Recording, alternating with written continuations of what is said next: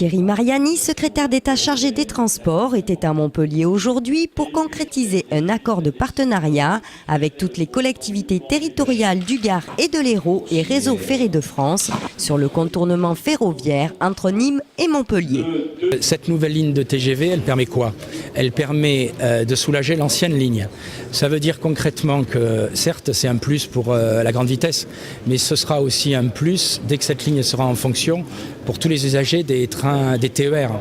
Et donc ça, c'est quand même, même si le projet peut sembler coûteux, c'est quand même un plus, je pense, pour l'ensemble des usagers de cette région.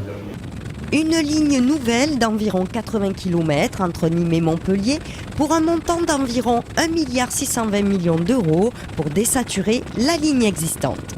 On ne va pas dégrader les services TGV qui existent aujourd'hui et qui passent par la gare de Nîmes Centre et ensuite la gare de Montpellier-Saint-Roch. Par contre, les TGV nouveaux qui seront créés passeront sur la ligne nouvelle et on aura de plus en plus de TGV nouveaux qui passeront sur la ligne nouvelle, notamment liés à ce temps de parcours entre Paris et Montpellier qui sera réduit d'environ 20 minutes pour passer de 3h20 à peu près à moins de 3 heures.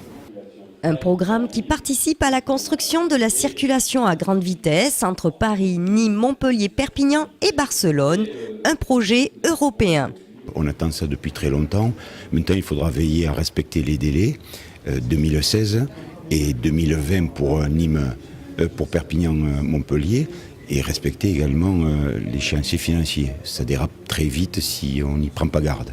Voilà. Alors c'est un chaînon manquant. Vous avez vu que j'ai attiré l'attention sur le fait que l'Europe est une absente de ce projet allié qu'à hauteur de 4%.